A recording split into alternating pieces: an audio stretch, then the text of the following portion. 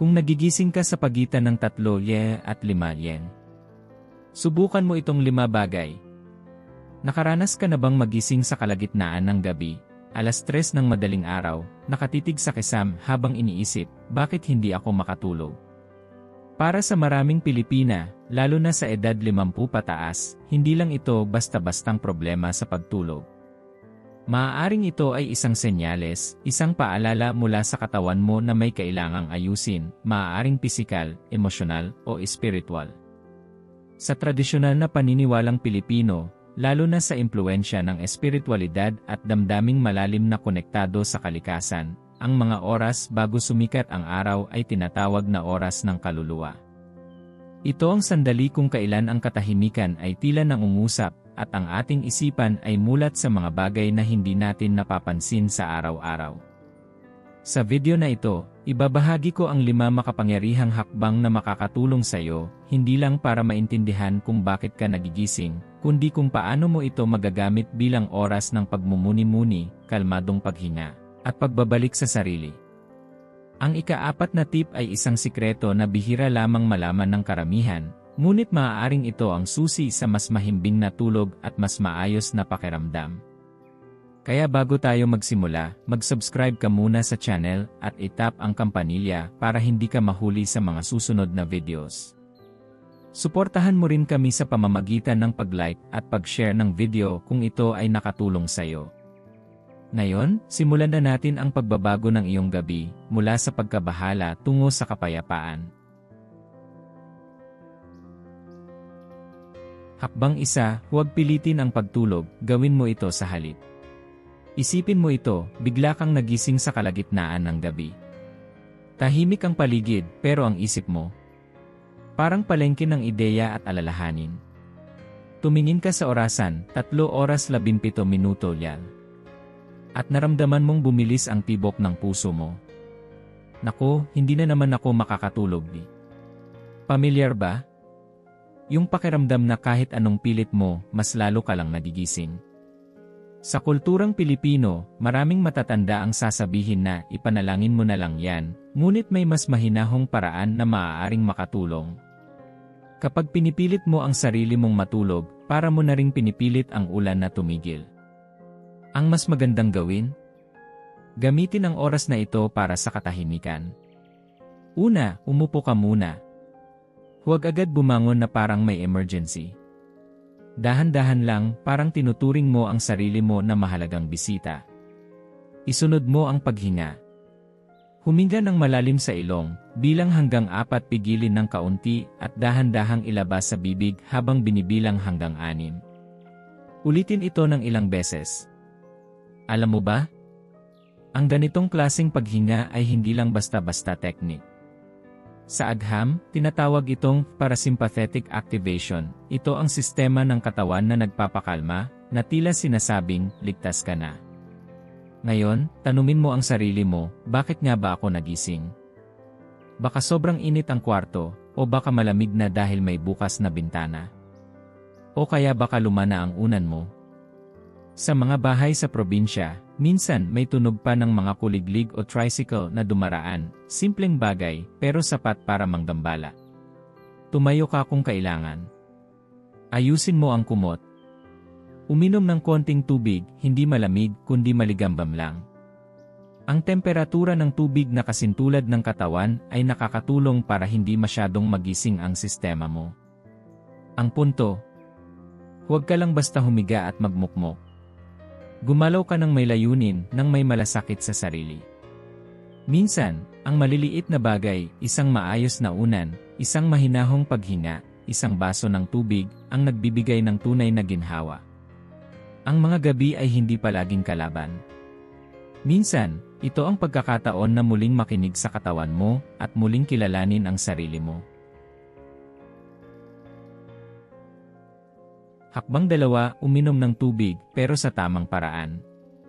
Madaling isipin na ang pag-inom ng tubig sa gitna ng gabi ay simpleng bagay.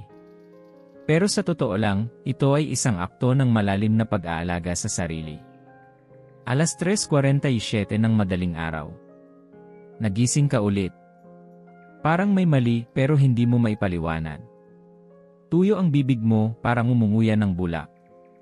Ang mga binti mo gumagalaw ng kusa parang may sariling isip. Tahimik naman ang paligid pero hindi ka mapakali. Ito'y palihim na senyales. Dehydration, kakulangan sa tubig. Isa ito sa mga madalas nating hindi napapansin pero malaki ang epekto. Habang tayo'y natutulog, tuloy-tuloy ang paglabas ng tubig mula sa katawan, sa paghinga, sa pawis, at sa pagproseso ng katawan. Sa kulturang Pilipino, madalas tayong sinasabihan ng matatanda, magbaon ka ng tubig sa tabi ng kama. Tama sila. Pero hindi basta-basta tubig lang. Kapag uminom ka ng malamig na tubig mula sa ref, habang antok pa, parang binuhusan mo ng balde ng yelo ang sistema mo. Nagigising lalo ang katawan, tumataas ang tensyon, at mas mahirap nang bumalik sa tulog. Ang tamang paraan? Tubig na maligambam o katamtamang temperatura. Hindi malamig. Hindi mainit. Parang yakap ng ina, banayad, hindi nakakagulat. Uminom ng dahan-dahan. Ilagay ito sa maliit na tasa o bote sa tabi ng kama mo, hindi kailangang bumangon pa sa kusina. At kung gusto mong gawing mas epektibo, maglagay ng konting pinch ng asin ng dagat o Himalayan salt. Yung asin na may natural na mineral nakakatulong ito para maibalik ang mga electrolyte na nawawala habang natutulog ka. Ayaw mo ng alat? Pwede rin konting patak ng kalamansi o lemon.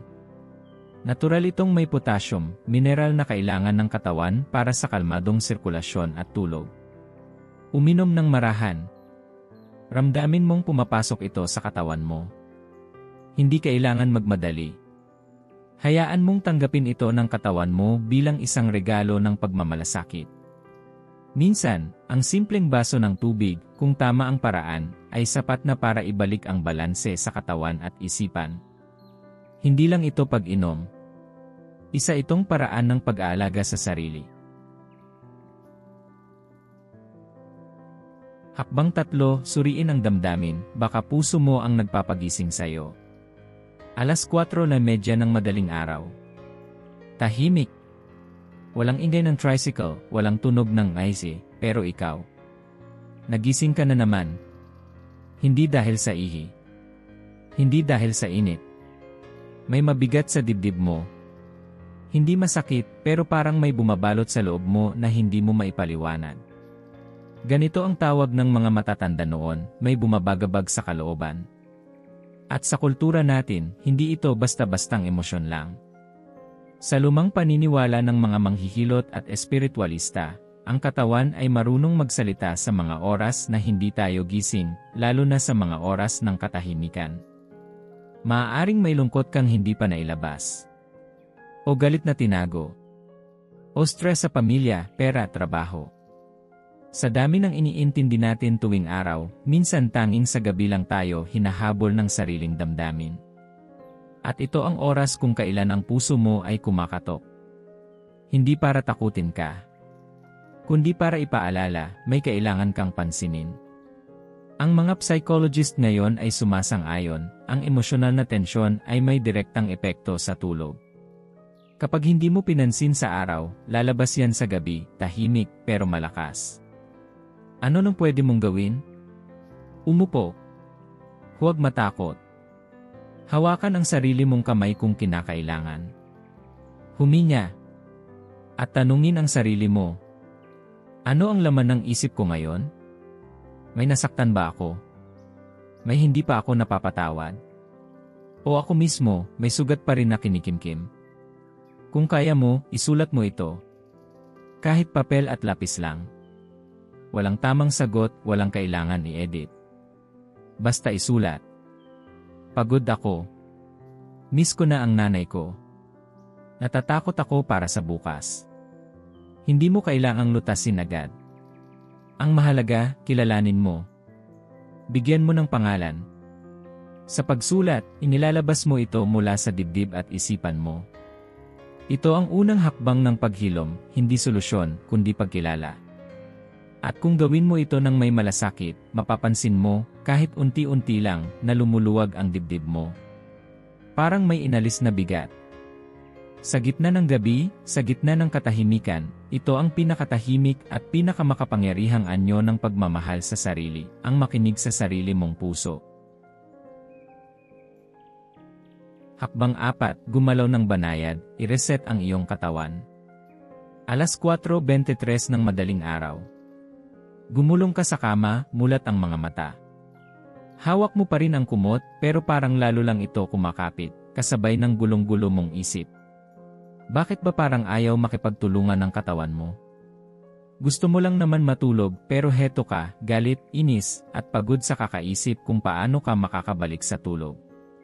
Ang katotohanan, kapag pinipilit mong manatiling nakahiga habang ang katawan mo ay puno ng tensyon, lalo lang itong tumitindi. Para kang nakahuli ng isda gamit ang kamay, pero habang pinipilit mong hawakan, lalong lumalaban. Sa ganitong mga oras, ang kailangan mo ay hindi pilit na katahimikan. Kailangan mo ng banayad na paggalaw. Una, umupo ng dahan-dahan. Huwag bigla. Isandal ang likod sa headboard o sa pader. Pakiramdaman ang likod mo. Gaano na ito katigas? Ilang oras ka nang nakahiga? Ngayon, ikiling mo ang ulo mo pakaliwa tapos pakanan. Mabagal. Walang pagmamadali. Habang ginagawa ito, huminga ka ng malalim. Isipin mong bawat galaw ay pagsasabi sa katawan mo, ligtas ka na. Pahinga na tayo. Itaas ang balikat, parang inaabot mo ang kisam. Tapos ilabas ang hininga habang ibinababa ito. Ulitin. 3 beses. Minsan, ang tunog ng mga buto at kasukasuan ay parang lumang bahay na binuksan muli, natural lang. Ibig sabihin lang nito ay nagsisimula ng gumalaw ang enerhiya. Ngayon, ibaba ang katawan ng bahagya, hawakan ang tuhod, at hayaang lumapat ang likod. Pakiramdaman mong unti-unti kang bumabalik sa sarili mong ritmo. Walang pilitan. Walang presyon. Kung malamig ang kamay o paa mo, kusutin mo sila. Parang pinapainit ang apoy. Tapos, ipatong sa tiyan o dibdib mo. Ang init mula sa sarili mong palad ay nakakatulong sa pag-regulate ng temperatura ng katawan, isang senyales para sa utak na handa ka ng magpahinga muli. Sabi ng mga modernong pag-aaral, ang init sa kamay at paa ay tumutulong sa mas mabilis na pagbalik sa tulog.